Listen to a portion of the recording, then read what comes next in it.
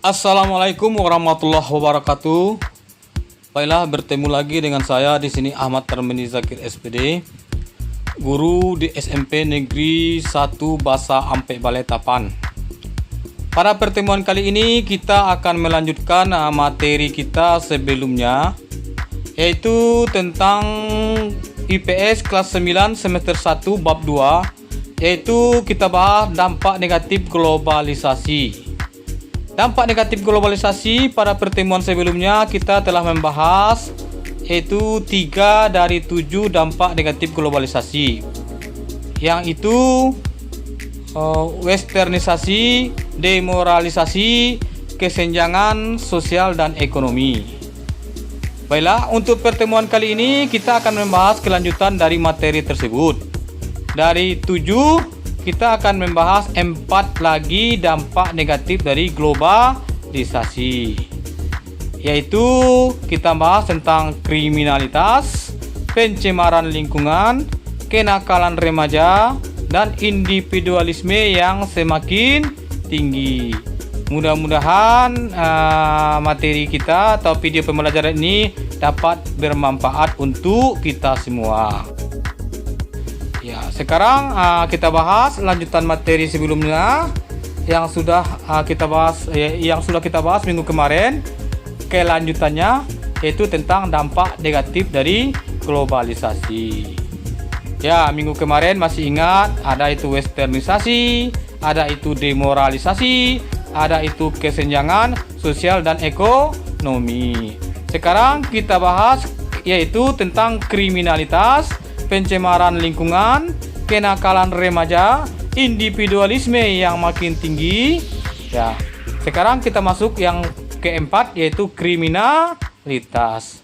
Kriminalitas itu adalah merupakan suatu atau segala bentuk tindakan yang melanggar norma hukum dan norma lainnya.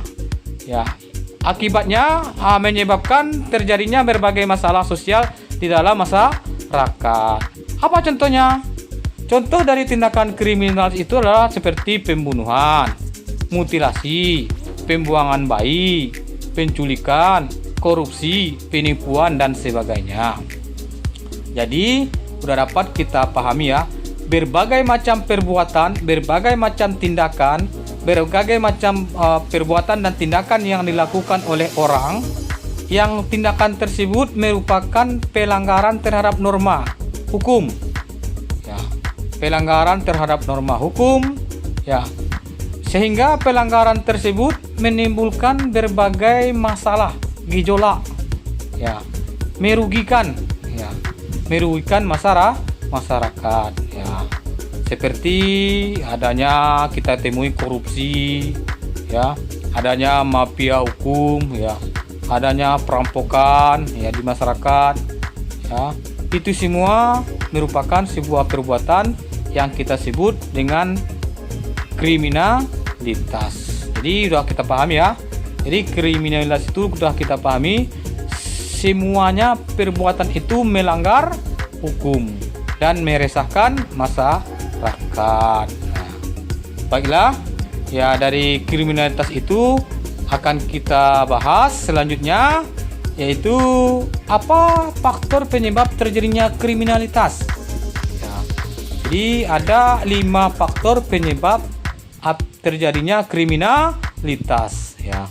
Yang pertama yaitu adanya pertentangan dan persaingan. Yang kedua, adanya perbedaan ideologi politik. Yang ketiga, kepadatan dan komposisi penduduk. Yang keempat, perbedaan kekayaan dan pendapatan.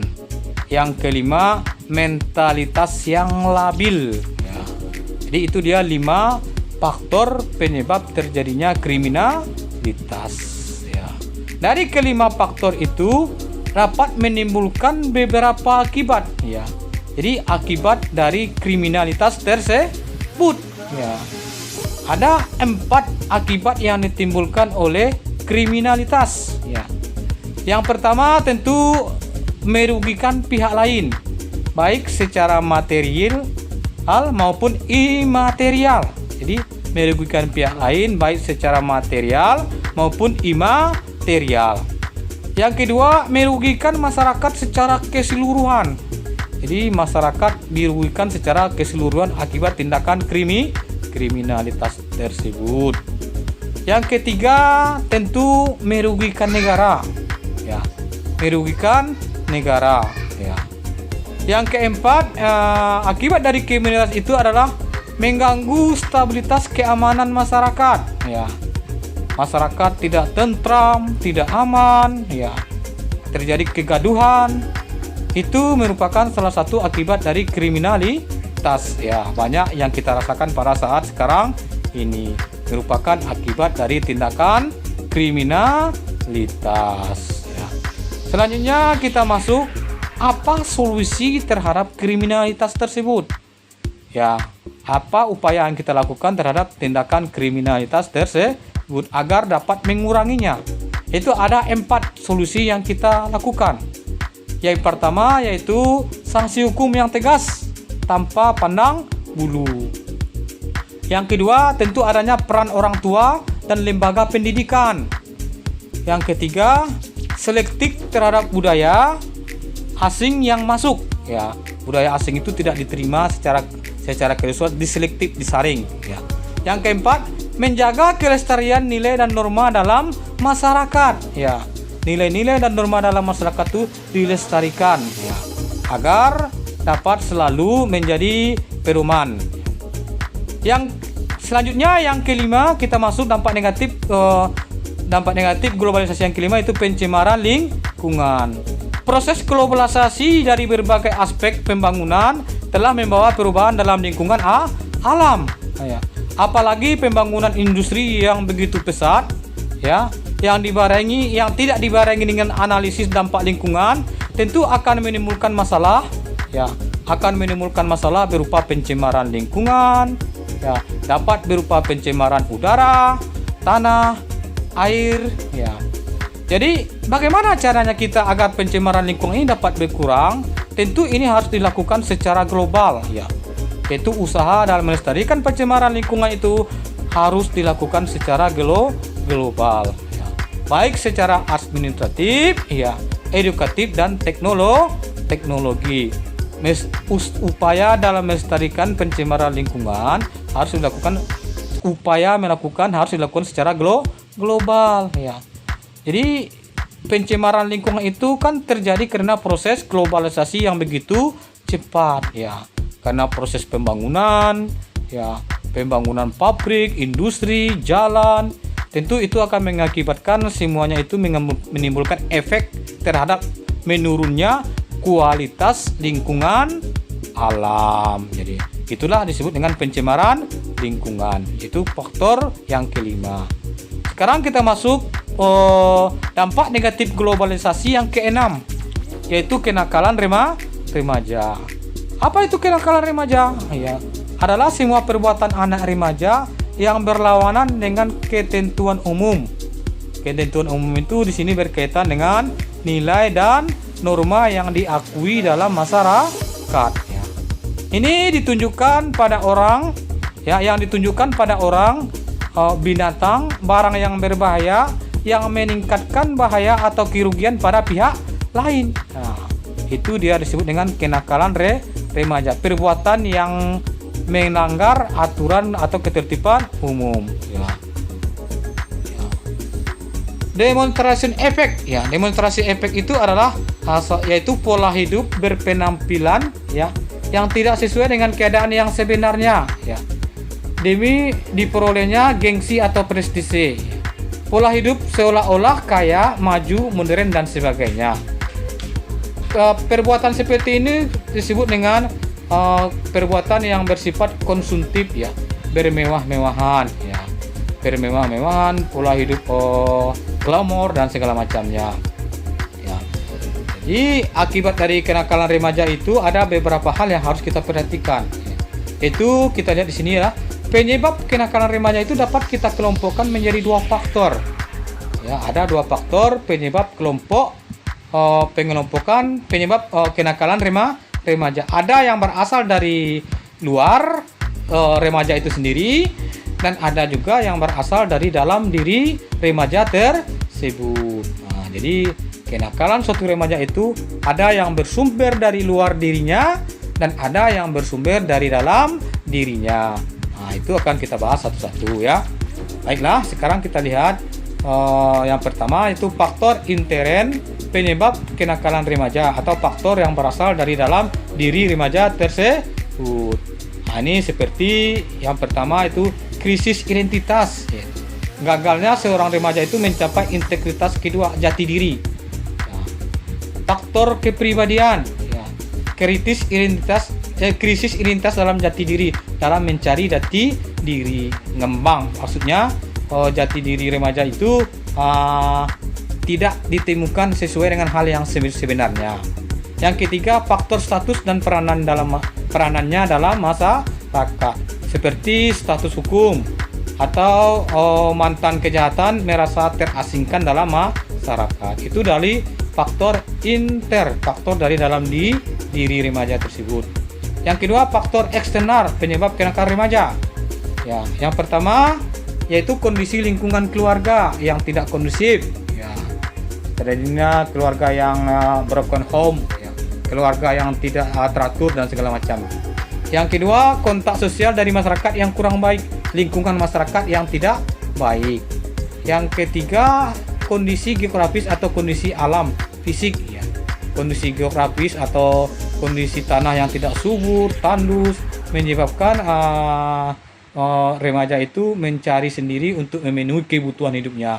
Tentu dengan cara mengalami perampokan, pencurian dan segala macamnya. Yang keempat itu faktor kesenjangan ekonomi dan interaksi politik. Ya, kesenjangan ekonomi ini disebut di sini adalah adanya perbedaan yang menjolok antara si kaya dengan si miskin. Adanya perbedaan yang menjolok antara si kaya dan si miskin. Ya. Selanjutnya kita lihat ya, apa upaya yang dapat kita lakukan terhadap kenakalan remaja? Ya, kenakalan remaja itu dapat kita upayakan dalam mengatasinya, itu harus dilakukan oleh semua pihak. Ya, harus dilakukan oleh semua pihak, baik dari keluarga, sekolah, pemerintah, dan masyarakat. Ya, tentu ini semua dapat kita lakukan melalui pendidikan, sikap mental, kepribadian, pandangan, dan meningkatkan kreativitas remaja. Ya, itulah ya, kita lanjutkan ya. Selanjutnya yang terakhir, yang ketujuh, individualis yang semakin tinggi. Globalisasi itu menimbulkan sifat individualis ya, sebagai perilaku yang mementingkan diri sendiri, tidak tahu menahu urusan orang lain atau kepentingan pudar ya.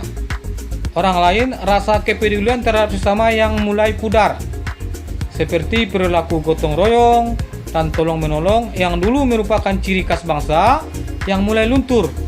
Ya, karena perkembangan teknologi, mereka merasa bahwa tidak lagi membutuhkan orang lain dalam beraktivitas.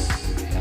Sehingga timbullah antara sesama tetangga tidak kenal, apalagi kepedulian antara si kaya dan si miskin. Ya.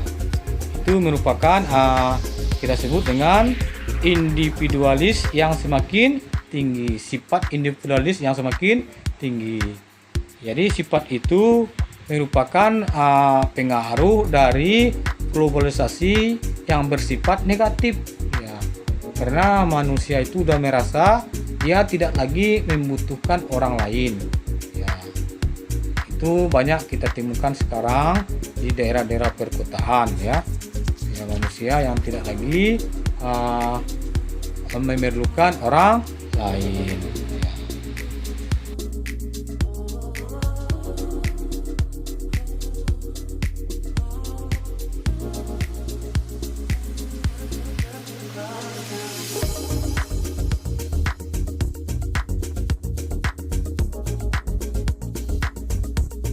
Kan suatu sifat salah satu sifat yang disebabkan oleh globalisasi ya.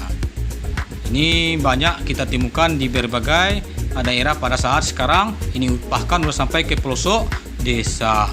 Sikap-sikap yang seperti tersebut ya, Baiklah, cukup sekian untuk materi kita pada hari ini. Mudah-mudahan materi kita ini dapat bermanfaat ya. Kita tunggu lanjutan dari materi berikutnya ya. Selamat belajar ya, semoga apa yang saya sampaikan ini dapat bermanfaat ya. Mohon maaf kalau ada yang salah, yang tidak berkenan ya. Di sini kami masih dalam proses pembelajaran ya. Mudah-mudahan pembelajaran ini dapat menjadi manfaat untuk kita semua ya. Oke, assalamualaikum warahmatullahi wabarakatuh. Terima kasih, sampai ketemu lagi di pembelajaran berikutnya.